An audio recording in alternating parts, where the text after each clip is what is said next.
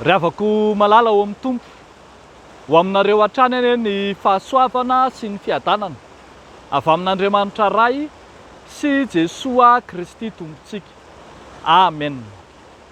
Ny fitondrantenany izay ho mpitandrina. Ny fitondrantenany izay ho mpitandrina. Izany ray no asongadiny mofinainantsika anio. Timoty 1:7, ny 1 hatramin'ny 7.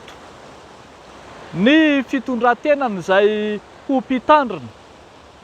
Efa niarahantsika rehetra nalalatra amin'izay fa ity epistily ity dia tafiditra indrindra ao anatin'ireo voasokajy antsoina hoe epistily pastoraly na tsotsorina amin'ny hoe epistily ny fitondram-piangonana. Ary eto amin'ity toko fahatelo ity dia lazaina manokana ny toetra manokana mampiavaka ny fiantsoana izay ho mpitandrina na izay ho diakonina. Eto ary dia ambaran'i Paoly raha nametraka andraikitra tamin'ny Timoty izany aniara-panahy izy fa ny asa mampitandrina dia asa tsara. Ny asa mampitandrina dia asa tsara. Hoy ny voalaza hoe raha misy olona maniry ny asan'ny mpitandrina dia maniry asa tsara izy. Everintsika tsara izay mahatsara izany asan'ny mpitandrina izany fa voalaza eto avokoa ireo etika na ny fepetra tsara takiana amin'izay ho mpitandrina. Fepetra izay mirakitra ny kalitao, ara-nofo, ara-tsaina, ara-panahy ho an'izay hanao ny asan'ny mpitandrina. Mifameno arak'izany amin'ny fiantsoan'Andriamanitra ireo toetra takiana amin'ny izay te ho mpitandrina. Tsy ambara fa asan'ny fanahy fotsiny fa asa takiana fahazavana amin'ny lafim-piainana rehetra, izany antsoina hoe ho mpitandrina. Efa hitantsika tsara ohatra ny fahatezeran'ny Jehovahandriamanitra tamin'ireo mpiandry namahateny. Hitantsika ny amin'ny bokon'ny Jeremia, ny bokon'ny Ezekely izany, nampirehitra amin'ny mpaminany mihitsy ny amin'ireo mpaminany izay mihinana ny ondry na mamahatena hoy ny filazantsika azy. Nitavy ny haninareo izy. Toa tsy tantaratra tao ireo etika pastoraly, etika mampitarika na mpitondra ka natezitra ny mpaminany loatra. Jesosy Kristy ihany koa dia nampianatra ny amin'ny izany fitondrantena mampiandry ondry izany. Nambarany fa izy no mpiandry modely, mpiandry ondry tsara kalitao ka mendrika ho arahana sy alainy izay rehetra manaradia azy tahaka.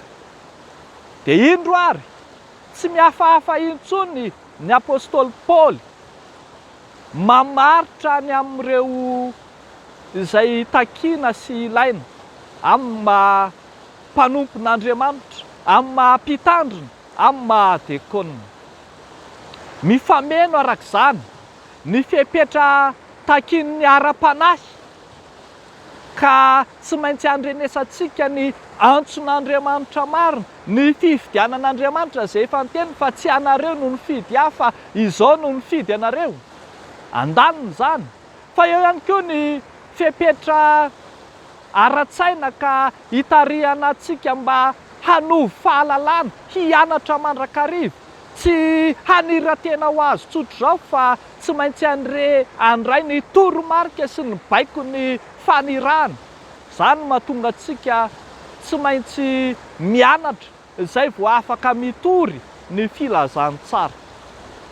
Fa izay voamarina manokana eto kosa dia ny amin'ireo fitondran-tena takiana ara-nofo, ny amin'ny fiainana andavanandro, ny amin'ny ananana fahaiza-miaina, ny fifandraisana amin'ny hafa, izay takiana sy ilaina amin'izay te ho iraka mpitory filazantsara marina tokoa.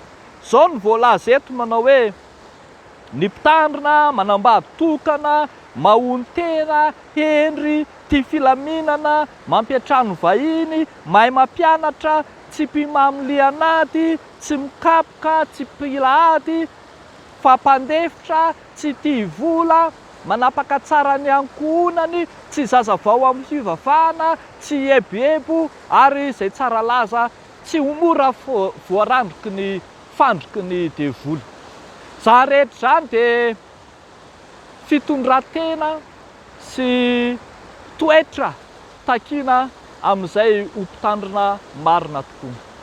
Mazava izany ry havako malala fa ny mpitandrina, ny iraka mpitory filazantsara dia tsy maintsy misy ny fepetra apetraky ny fiangonana amin'izy ireo. Izany mahatonga antsika rehefa miantso mpitandrina, na miantso mpiandry, na miantso fidekona, na inona andraikitra ao anatin'ny fiangonana dia misy mandrakariva ny dinika ahafantarana ny toetra sy ny maizy azy, ny kalitao, ary hahatonga azy hikajy mandrakariva ny etika ny asa fanompony, ny etika ny fiantsoan'Andriamanitra, ny etika ny fifidianana izay araka ny fanomezam-pahasoavana ny antson'Andriamanitra tsiraray avy. Misy any amin'ireo fiangonana hafa, ataoko hoe fiangonana zandriny, indraindray mafana fo be, vao mibebaka, etsetra, 3 volana dia efa misy lasa pastera na mpiandry tahaka izany. Tsy jerena intsony ilay pastoraly, ilay fitondran-tena, fa fehezina amin'ny hoe ka efa niantso azy Andriamanitra. Dia takonan'izay avokoa ny toetra hafa rehetra ry havako malala ao amin'ny Tompo. Ny fiangonana no solo-tenan'Andriamanitra ety an-tany, mijery sy mamaritra ary mametraka ireo fepetra samihafa ny amin'izay te ho irany marina tokoa. Ny fiangonana no mametraka fepetra mba azahoantsika manao ny fanomponan'Andriamanitra marina, ary tsy amin'ny mpitandrina na amin'ny dekona fotsiny ihany no marina izany, fa amin'ireo dingana rehetra irosotsika ao amin'ny fanomponan'Andriamanitra, amin'ny finoana sy ny fanarahana ny Tompo. Raha hanao batisa isika, ny zanakitsika, raha iroso mpandray fanasan'ny Tompo, dia tsy maintsy takiana amin'ireo fepetra samihafa, ny fitondran-tena samihafa izay ilaina amin'izay te ho iraka izy Andriamanitra marina tokoa. Izany no mahampanompon'Andriamanitra marina, izany no ahafantarana fa marina ny fibebahantsika, marina ny fanoloran-tenantsika eo anatrehan'izy Andriamanitra. Aokaritsika ry havako, tsy ho voafandrika, tsy ho voasodoka, tsy ho mora voafitaky ny endrika ivelany, ny amin'ny fibebahana sadasada na fibebahana tsy tena izy, ka ndraho hamita tena sy hamitaka ny fiangonana, ary indraindray hamitaka an'Andriamanitra mihitsy ny amin'ny izay heverina fa fanoloran-tena marina. Atolory ny tenanao, fa aoka kosa arahanao ny fepetra izay apetraka Andriamanitra ho amin'izay te ho mpanaradia azy marina tokoa. Dia ho an'Andriamanitra ireriany ny voninahitra. Amen. Hivavaka isika. Raha eo falo misaotra anao zahay, ny amin'ny fitiavanao sy ny famondram-ponao, ny amin'izay efa nanomezanao anay tsiraray avy, ny fiantsonao, ny fifidiananao aminay ananandraikitra eo amin'ny fiangonana, eo amin'ny sehatra izay antsonao anay tsiraray avy. Misaotra Tompo ny amin'ny teninao, ary vonona izay hanaja sy hanaraka ny fipetra takin'ny teninao, ny amin'ireo fitondran-tena, ny amin'ny mahamodely, eny ny amin'ny fisehoana ivelany koa azy, izay takin'ny teninao aminay tsiraray avy. entinay ambavaka aminao manokana, ireo mpitandrina rehetra manao ny asa tsara, asa sarotra, asa fanoloran-tena sy fikelezanaina amin'ny endriny maro samihafa. Ampio sy ampaherezinao izy ireny. Ary eo ka Andriamanitro, ny fanahinao masina tsy toa omba ny tsiraray avy.